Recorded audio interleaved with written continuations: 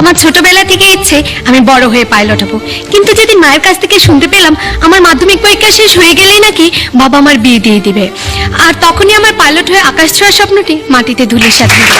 হ্যাঁ মাননীয় মডারেটর, এমনই বাস্তবতা দ্বারা আমাদের আজকের বিতর্কের বিষয় নির্ধারণ করা হয়েছে কন্যা শিশুর বিকাশে পরিবারের প্রধান বাধা। মাননীয় মডারেটর, আমি আমার বক্তব্য শুরু করছি আমার দলের প্রথম বক্তা দেখানো বৈষম্য সৃষ্টি করার ক্ষেত্রটি বিস্তারিত আলোচনার মাধ্যমে। বৈষম্য একটি কন্যা শিশু বেড়ে ওঠার কাছে বড় বাধা। কন্যা শিশুর প্রতি নেতিবাচক মনোভাব এবং বৈষম্য আমাদের পরিবারগুলোতে বিদ্যমান। এখন অনেক পরিবার আছে হাড়ির মাছের টুকরাটি মেয়েটিকে তুলে না দিয়ে তুলে দেয় ছেলের ভাতে প্লেটে, কেননা ছেলেই তো কামাই রোজগার করে খাবে। আর তাই তো বাংলাদেশ জাতীয় পুষ্টি জরিপের সর্বশেষ প্রতিবেদনে দেখা যায় 10 থেকে 12 বছর বয়সী কিশোরদের তুলনায় কিশোরীরা শতকরা 8 ভাগ কম ক্যালোরি পায়, আর 13 থেকে 15 বছর বয়সী কিশোরীরা শতকরা 18 ভাগ কম ক্যালোরি পায়। পুষ্টির বঞ্চনা অধিকাংশ কিশোরীদের স্বল্প উচ্চতা ও স্বল্প ওজনের কারণ।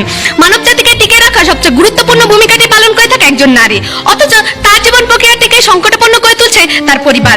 এত সব বাস্তবিক তথ্যপত্র দেওয়ার পর আমার প্রতিপক্ষ দলের বন্ধুরা সামাজিক দুর্বলতাকে প্রধান কারণ হিসেবে চিহ্নিত করে গেলেন। প্রতিপক্ষ, আপনার মাথা ব্যথা জেনেও পায়ে ব্যথার খোঁজে ব্যর্থ প্রচেষ্টা কেন চালাচ্ছেন? মাননীয় মডারেটর, এখন আমাদের পরিবারগুলোতে ছেলে সন্তান হলে আনন্দের মহোৎসব হয়, যে একটি কন্যা শিশুর বেলায় হয় না। আর এই বৈষম্যটি কে তৈরি করছে প্রতিপক্ষ? প্রশ্ন হইল। আবার মাননীয় মডারেটর, লক্ষ্য করুন, একটি শিশু জন্মের পরপরই তার পোশাক থেকে শুরু করে খেলনা, খেলাধুলা সবকিছুই তার পরিবারই ঠিক করে দিচ্ছে। তার পরিবারই ঠিক করে দিচ্ছে একটি ছেলে ও মেয়ে শিশুর মধ্যকার পার্থক্যের জায়গাটি কোথায়। আর তাই তো ক্রিকেটে ফুটবল খেলে ছেলেরা যতটাই অগ্রগামী, মেয়েরা ততটাই নয়। আর এই কাছে আমার প্রতিপক্ষ দলের বন্ধুরা প্রধান দায়ী হিসেবে কাকে দায়ী করবেন? পরিবারকে না দুর্বল সমাজ ব্যবস্থাকে?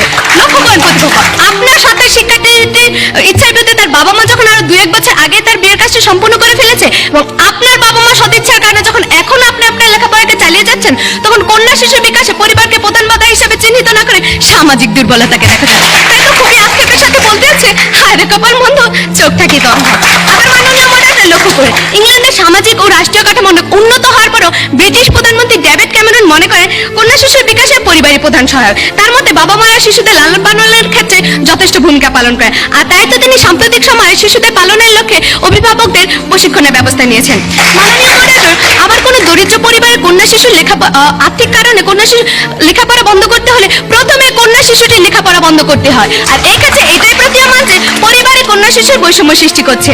তাছাড়া প্রতিপক্ষ, লক্ষ্য করুন, আহমদ হেলাল ছোটনের লেখা শিশুর বিকাশজনিত সমস্যা, তার মনোসামাজিক গঠন এবং অভিভাবকদের করণীয় বইটি পড়লে বুঝতে পারতেন 1 থেকে 5 বছর বয়সী শিশুর শুরুতেই বিকাশের সময় তার বিকাশটি যথাযথভাবে পরিবারই নিশ্চিত করতে পারে। গত 30/11/2014 দৈনিক সমকাল পত্রিকায় এক প্রতিবেদনে বলা হয়েছে, জন্মের পর একটি কন্যা শিশু চারপাশে পরিচিত লোকেরাই তার বিকাশে ভূমিকা রাখে, আর এই ক্ষেত্রে বাবা মার ভূমিকা সবচাইতে গুরুত্বপূর্ণ। এর প্রধান কারণ হলো বাবা মার ছেলে সন্তানদের সাথে অনেকটাই সময় কাটান, তাদেরকে নিঃস্বার্থভাবে ভালোবাসেন, তাদেরকে অন্যদের চাইতে ভালোভাবে বুঝতে পারে। তাই কন্যা শিশু বিকাশটি যদি বাধাগ্রস্ত হয়, তবে এই ক্ষেত্রে পরিবারই প্রধান দায়ী। তাছাড়া মাননীয় মডারেটর, লক্ষ্য করুন, বর্তমান আধুনিক ও শিক্ষিত সমাজ ব্যবস্থা আমরা কথায় কথায় বলি সন্তান ছেলে হোক বা মেয়ে হোক, মানুষ হওয়াটাই আসল কথা, কিন্তু অনেকটা আবিধানিক ভাবে মেনে নিলেও মনে মনে ঠিকই আশা করি সন্তানটি যদি ছেলে হতো। মাননীয় মডারেটর, একটি কন্যা শিশু হওয়ার ক্ষেত্রে নারীর কোনো ভূমিকা নেই, এই প্রমাণিত সত্যটি একটি শিক্ষিত পুরুষ জানার পরও অনেক ক্ষেত্রে দায়ভারটি চাপিয়ে দেয় একজন নারীর উপরে। ফলে আমাদের বাংলাদেশে হাজার হাজার নারী কন্যা শিশু জন্ম দেওয়ার অভিযোগে শারীরিক ও মানসিক নির্যাতনের শিকার হন।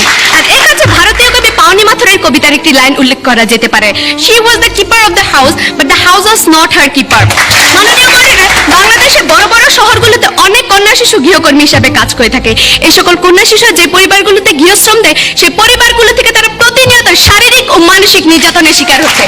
গ্রাম থেকে আসা আসমা মিলির মতো হাজারো কন্যা শিশুর বোবা কান্নায় ভারী হয় ঢাকা শহরের বাতাস, আর এই অসহায় কন্যা শিশুটিকে নির্যাতন করে ফেলে দেওয়া হয় ডাস্টবিনের পাশে কিংবা নির্জন কোনো জায়গায়। তাই মাননীয় মডারেটর, শহরের যান্ত্রিক পরিবেশে উচ্চপদস্থ কর্মকর্তাটির বাসায় যখন এই পরিস্থিতি, তখন আমার প্রতিপক্ষ দলের বন্ধুরা কন্যা শিশুর বিকাশে প্রধান বাধা হিসেবে পরিবারকে না ভেবে অন্য কোনো বাধাকে ভাবতে পারছেন কি?